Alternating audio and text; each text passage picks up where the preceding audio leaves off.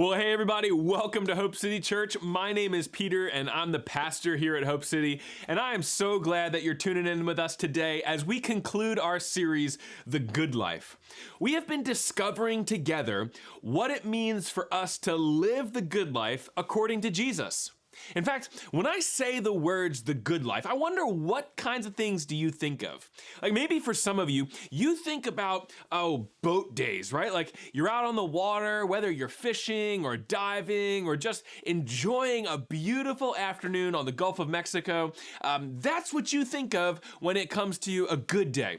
Or others of you, you look at this and you're like, man, Siesta Key Beach, that's my jam. That's a good day right there. A beach chair, just everything you need to enjoy the afternoon and just be living the good life.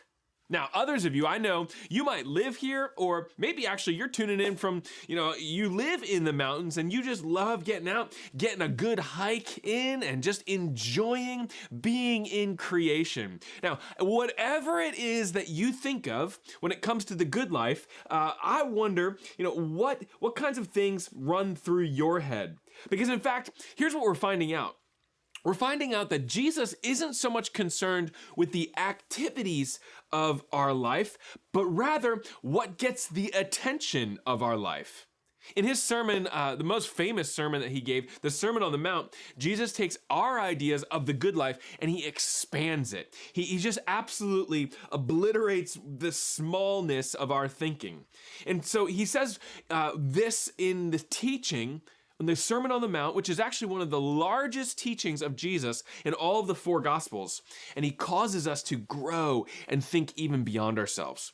Now, when I think of the good life, it's funny because I used to think that I was living the good life when I had the right car or the right house or the perfect backyard, right? Like I could be sipping lemonade in the backyard with the kids in the pool. That was the good life, right?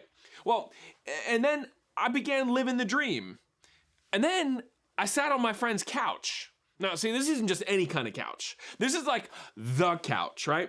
This is the couch to end all couches. Have you ever sat on a couch like that where you're like, whoa, like, do I even have a couch? Like, this is not a couch in comparison to this couch. I'm telling you, I know I sound crazy, but this thing, it was deep, so you could lean back in it, recline. It was like cushy and comfortable. It gave you a warm hug. And my couch is sitting there like, yo, I've been here for like 10 years. I've been puked on. I've been colored on. I've been flipped over and turned into a pillow fort more times than you can even count. What about me, bro, right?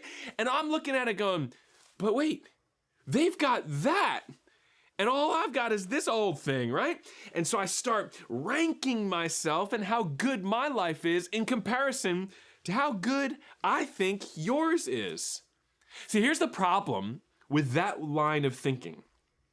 My experience of the good life is only felt to the degree that I am better than you, right? Like, in other words, my life is good when I rank higher than you, or it's not so good when you start to outrank me. And I don't know about you. Maybe I'm just like, a sinner over here, which is true. But if I'm not careful, I can start to make guesses or judgments on why that person has the nicest things or goes on the nicest vacations or whatever it might be. It's like, man, did you hear about such and such? They bought that incredible couch, right? Oh man, he must have been in the doghouse, right? Or they're definitely covering something, right?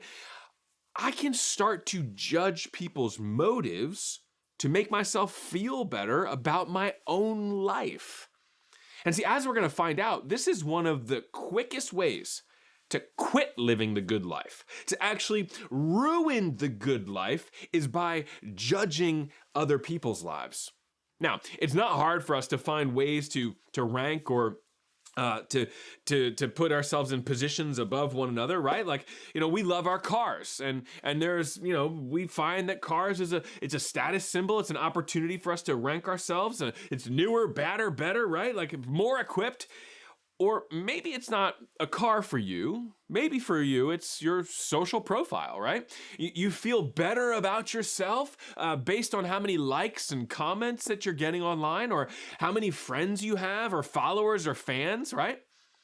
Or there's other ways that we find to judge one another and separate ourselves into a hierarchy of some variety, right? See, we have our positions and our opinions. And based upon our positions, opinions, or affiliations, if someone else agrees with you, it not only determines how harshly you judge them, but how willing you are to accept them into your world. Now, we've got opinions on schools for our kids. We've got opinions on political affiliations. We've got opinions and views on gun control. We've got opinions and views on vaccinations. We've got opinions and views on whether or not we should wear masks. And man, as I've been talking, I am willing to bet that many of you, your blood is beginning to boil a little bit, because you can think of 3 to 5 people who don't line up with you. 3 to 5 people who have, they've posted something or said something or expressed something that doesn't line up or agree with you. And you know what? It just causes your blood to boil. It causes you to think things about that person. And you're getting a bit worked up even, honestly, because you're like, Pastor, I can't believe you brought up gun control, politics, and vaccines, right? Like, just stick to preaching from the good book, all right? I promise you I will. And as I was praying this week and asking God what it was that he wanted me to share with us this morning, I couldn't shy away from this passage of scripture. It was almost like I had never read it before, and it just leapt off the page. It jumped out at me. See, I'm afraid that you and I have a problem. I'm afraid that we have a problem, that we're missing out on living the good life and experiencing that John 10:10, the invitation from Jesus, that life to the full kind of good life. And we've got to deal with this issue head on. See, here's the problem. It is a problem when you are more committed to pointing out others' faults than fixing your own. I'm going to say it again. It's a problem when you are more committed to pointing out other people's faults than it is to fixing your own. See, we get fired up and we ask ourselves questions like, how could they possibly believe that? Or how could they possibly allow that? Or how could they possibly support that? Or why in the world would they think that? And then we get our tribe of like-minded people around us, and we start quietly, or maybe not so quietly, judging the other. Whoever the other is, the person that thinks other than us, that votes other than you, that does something other than you. And listen, we're not the first group of people to do this. In fact, the Pharisees and the Sadducees, the religious leaders, were consistently comparing themselves to one another in order to make themselves feel better or prove that they are more spiritual.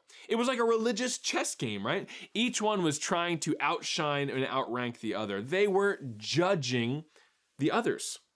See, this is one of the reasons why Jesus spends time discussing this exact issue in his Sermon on the Mount.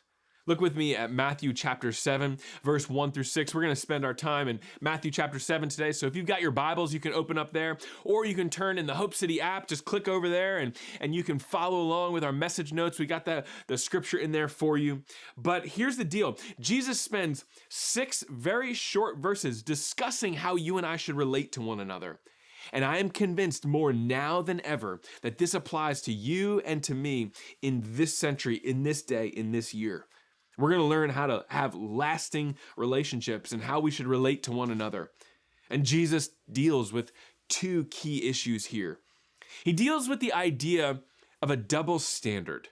Now, a double standard is a rule that applies to some, but not to others, right? Like, you've experienced this, you've seen it, and maybe even this lives in your life in some capacity. But Jesus also goes on and he deals with hypocrisy. Now, hypocrisy is claiming moral standards that you don't actually live. So it's putting this all out and saying, oh, this, that, and the other thing, I am this, but then you don't actually live it out. That's hypocritical. Now, it's a good thing that none of us have these issues, right? I'm telling you, right? But let's take a look at Jesus' words, and we're going to discover how to live the good life, even when my life looks differently than yours. I promise you, Jesus isn't going to hold any punches today, and neither am I. Look at verse 1 of chapter 7. Jesus says it this way, "Do not judge, or you too will be judged. For in the same way that you judge others, you will be judged. And with the measure that you use, it will be measured to you."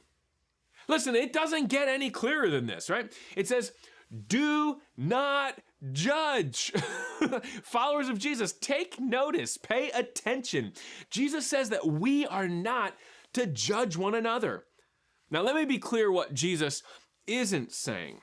Jesus isn't saying that we should avoid evaluating people or not to use our God-given wisdom. No, that's not what he's saying. Of course we should use our wisdom. We should use our critical thinking, right? But what Jesus is telling us to do is to avoid the criticism and the wondering about people's motives and the judging of people's motives. In fact, John 4, 1 through 6, we find there that we actually need to be wise in the way that we pay attention to the things that people are saying. We need to actually lean in, and John 1, 4 through 1 through 6 says, test the spirits. And see, what Christ is condemning is this harsh judgment and unjust criticism of other people's motives. See, just because we're thinking critically does not mean that we need to speak critically. See, here's the problem with judgment according to Jesus. It's that judgment is going to come back on you. Because guess what? Judgment or judging, it's contagious.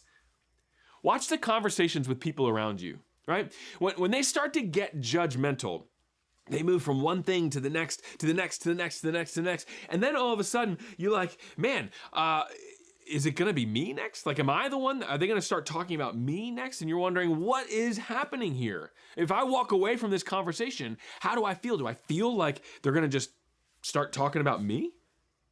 When I was a kid, we always had dinner together, but on Sundays, that was a special day. That was a day when we really had a nice meal together. We'd sit around the table and kind of linger a little bit longer. And I was like, you know, if you know me, I enjoy a good laugh and I like making people laugh. And so one of the easiest things for me to do in order to get some laughs at the dining room table was to just kind of rehash what happened at church that day. Maybe I would mimic one of the ladies that was singing on the platform, or maybe I would tell a story about one of the old men in our church that was kind of funny, or I don't know what it would be, but I would do whatever I could in order to get some laughs in the room. And here's the deal.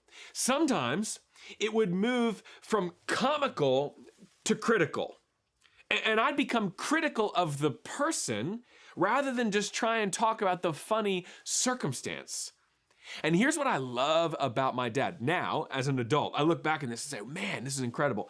When I would cross that line from comical to critical, my dad would kind of look at me, clear his throat, and he would say 2 words. That's enough. In a way of saying, like, we're not going to go down that path any further. Like, my dad had this incredible way of knowing where that line was and not letting me cross it. Because he was protecting the people. He was protecting those that I was, kind of poking fun at. If only more of us would have that little voice in our head that said, that's enough.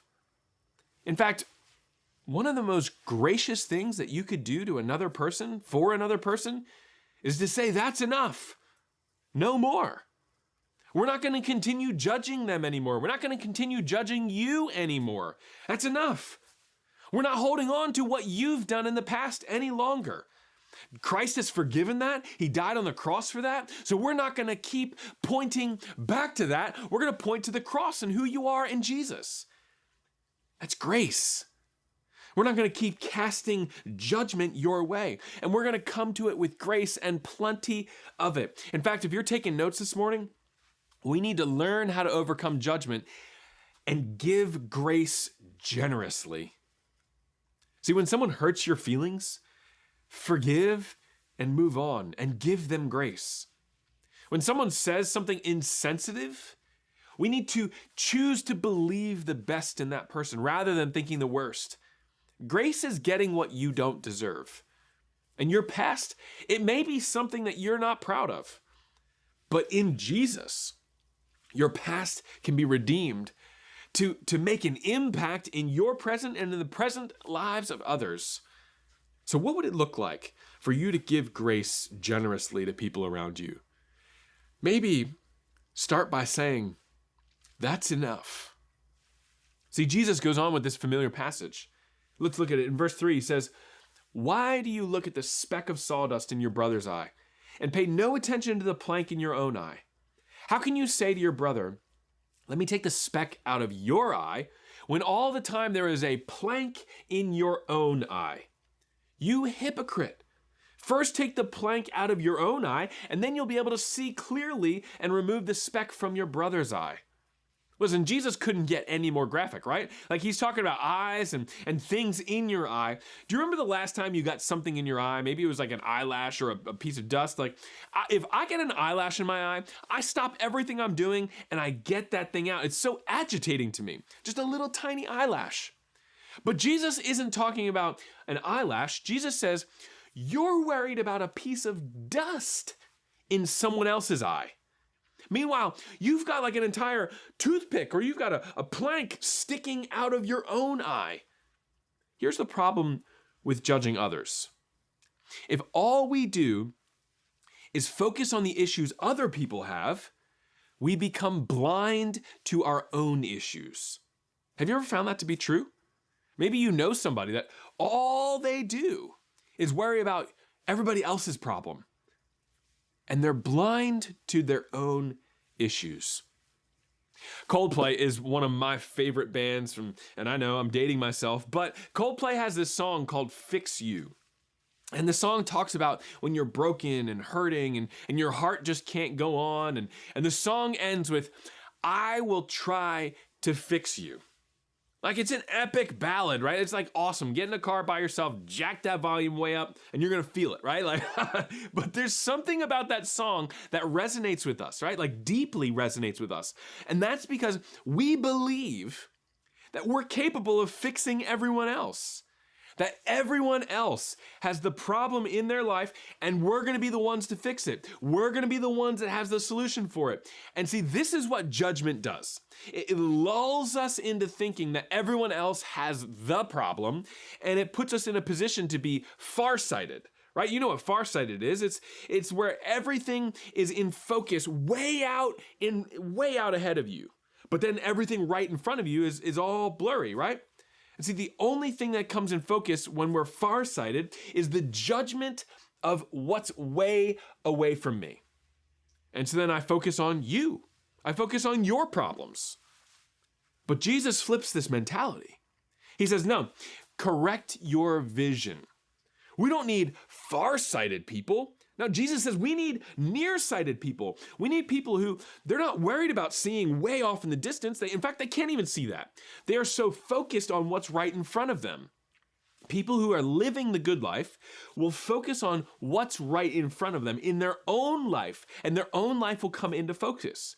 They will look at their own life and the things that need to be worked on, like the things inside of their heart that needs to be changed, the things inside their head that needs to be redirected. They'll look at that life and they'll work on that. In fact, if we're gonna live the good life, you and I need to fix our focus by fixing yourself first.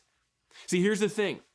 It's not wrong to help other people out of their sin, but you need to take care of your own sin first. There may be issues in other people's lives. I get that. But just like when you're on the airplane, and what do they say? Every single time you fly on an airplane, they say, when the oxygen masks fall, what do? You place it on your nose and your mouth first, and then you help others around you. If you want to avoid being judgmental and you want to fix yourself first, you're going to have to be as severe with yourself as you are with other people. Parents, this means you too. See, listen, in my house, my kids know that we don't allow disrespectful talk in our house. Like, it just doesn't fly. Ain't gonna do it, right? Like, it's not gonna happen. But I have to be incredibly careful because as a person that crafts words for a living and puts words together to help people, I know how to use words. I know how to, use my language in a way that is powerful. And when I start cracking down on disrespect, I can sense disrespect in a second and I will start shutting it down right away.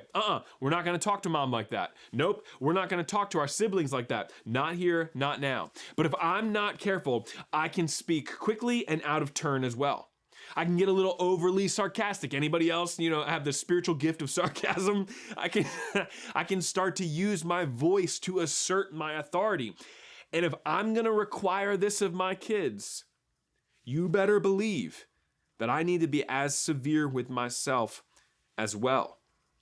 I need to hold myself to that standard, the same standard that I'm holding my kids to.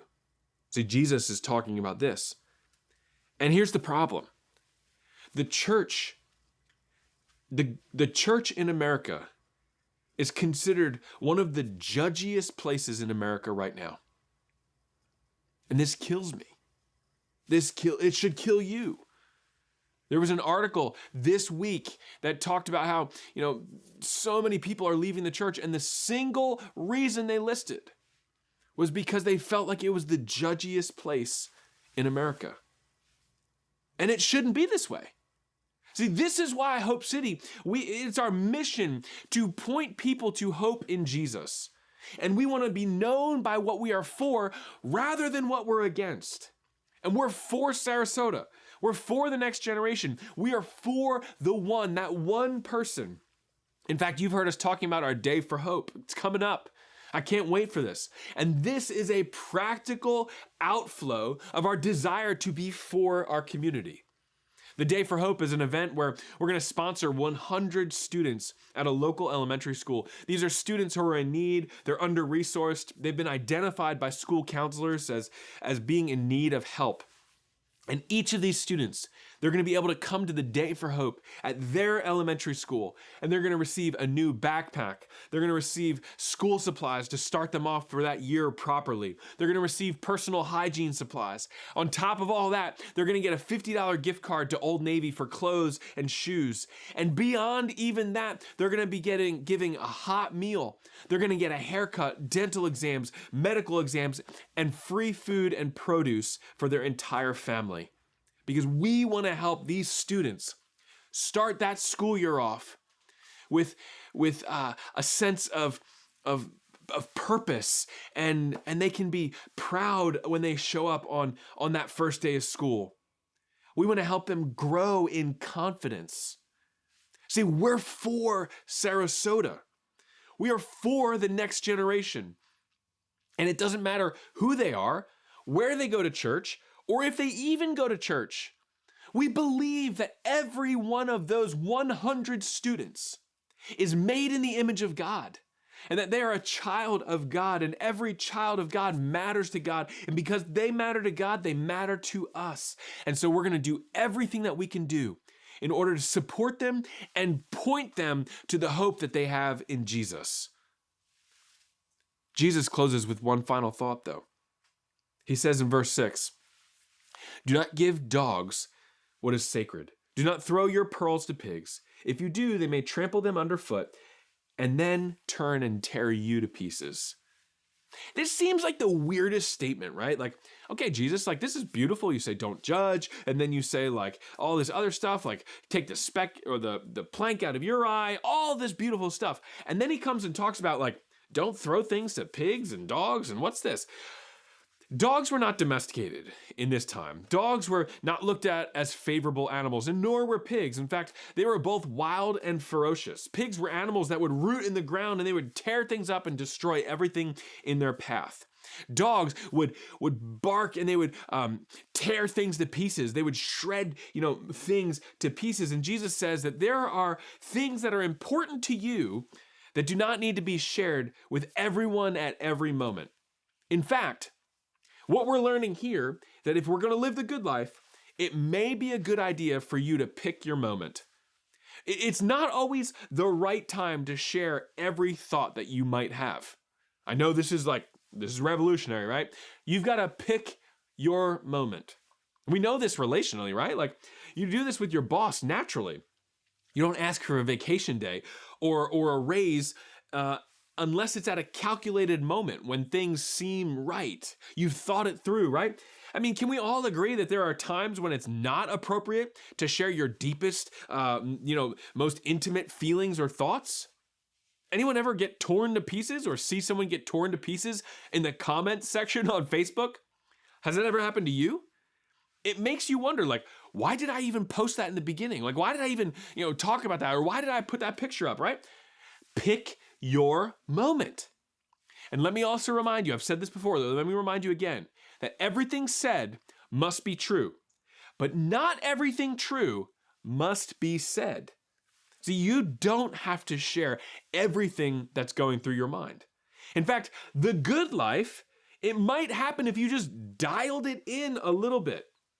See, years ago, I started thinking about this. Years ago, people had meaningful dialogue around issues that mattered to them, and even with others that didn't agree with them. In what context? Where did that happen? It happened in the context of living rooms, not chat rooms. It happened in the context of personal relationships, physical relationships, rather than digital spheres of influence. See, now we sit on our couch and we post about it rather than sitting on our couch across the table from somebody or across the room from somebody that we have a mutual respect and trust with. See, we don't even know who's reading the stuff that you're putting out there, let alone have any kind of shared idea or shared trust with them. So pick your moment. The other day I was sitting at the dentist's office in the chair, right? So totally leaned back in the chair. And they got that, Mr. Sucky in my mouth, that little hose that's vacuuming your mouth out at all times. And the dental hygienist looks down at me and she goes, out of the blue, just wide out of the blue, she goes like this. So what do you think about the COVID vaccine for kids? I was literally like, what? Can I get another Mr. Sucky in here? Like, can I just have two in my mouth? Like, I kid you not. Right there with the hose in my mouth, she asked me this question. And I thought to myself, am I on hidden camera? Like, is this for real? This has to be a trap. Like, if I say yes, she's gonna scrape my gums real good, right? If I say no, she's gonna break out the drill, right? Nobody wants that. And I politely said this. I kind of paused for a second, and I politely said, oh, I'm not gonna answer that. I said, no, not a shot in the dark. I go, there's too many opinions on either side, and quite honestly, I don't believe that I'm qualified to have this conversation. I don't think that she knew what to do with me. She then just kind of went back, put the hose back in my mouth, and proceeded to talk about the weather. Listen, pick your moment. Pick your moment. Here's the deal. There are certain conversations that I'm going to have with my wife. There are some conversations that I'll have in person with you. But for sure, there are some that I won't have sitting in the chair in the dentist, and neither should you. Jesus is so clear. We're not to judge others. I want you to look at me right now. I want you to tune back in, listen to me carefully. Jesus shows us that if we're going to live the good life, we need to think critically. We need to speak carefully and love unconditionally. This is our task. This is what we should be about as followers of Jesus, as the local church here in Sarasota and around the world. Our job isn't to judge the world around us. We're to love the world around us. We're to love those people that God has put us in a sphere of influence. Hope City, let's be known by what we are for rather than what we're against. Let's follow Jesus and realize that we can be different and still respect one another. We can enter into critical conversations without being critical of one another. Jesus says in chapter 5, you've heard it said, love your neighbor and hate your enemy. But I tell you, love your enemies and pray for those who persecute you. Guys, this means people that don't like you, people who don't think like you, act like you, vote like you, whatever. People whose lives, the lives around you, that they may not love you. See, Jesus continues to shift our thinking. He says the good life is found when we can enter into the invitation from Jesus to think critically, speak carefully, and love unconditionally. The mandate is here. We're to love every person. We're to love the world around us. Today, I want to invite you to take a step towards the good life. I want to invite you with a very simple question. Would you think about this today? What is Jesus' invitation to you today? What would it look like for you to think critically, speak carefully, and love unconditionally to those around you, those online, your physical neighbors, your family? But I also want to invite you to take a step with us at Hope City, very practical step. I want to invite you to serve at our Day for Hope. To think about this, we're serious about community. We're serious about being for Sarasota. And on July 31st, there's going to be an opportunity for you to serve these students and their families. Imagine the hope that people could have because you gave up a couple hours of your day. In fact, I want to invite you to sign up to serve right now today. And the second thing I want to invite you to is to sponsor a student. We're going to sponsor 100 students as a church, and I want to invite you to sponsor one student and help them prepare for this next year. Now, to sponsor a student, it costs $75. And think about the difference that you could make in the life of a student for $75. Now, for $75, a student can show up to school on the very first day feeling good about themselves and good about this next year. And we get to do all of that for just $75. Right now, we currently have 25 students fully sponsored. So I'm excited to share with you that we are 75 students away from our goal, but right now we have a matching gift of $2,000, which means that if you sponsor one student, then another student is sponsored. That if you sponsor two, another two are sponsored, and then you've got four. Like, look at me, I did the math, right? It's incredible. But maybe today you would consider sponsoring a couple students. Maybe you want to sponsor 5 students. See, today you can give to our legacy fund, and we'll ensure that all 100 students start the school year off right. See, we know that God has called us to be for Sarasota, to love the city in which He put us, to love this group of people, not to run around judging people, but to love them unconditionally. Together, I want to encourage you to experience the good life and help point people to the hope they have in Jesus. Can I pray for you today? God, I thank you so much for the opportunities that you give to each and every one of us. The opportunities we have to love people around us, to care for those in our communities, to love unconditionally, and to give grace generously. God, I pray that that would be true in my own life and in the lives of the people within the sound of my voice.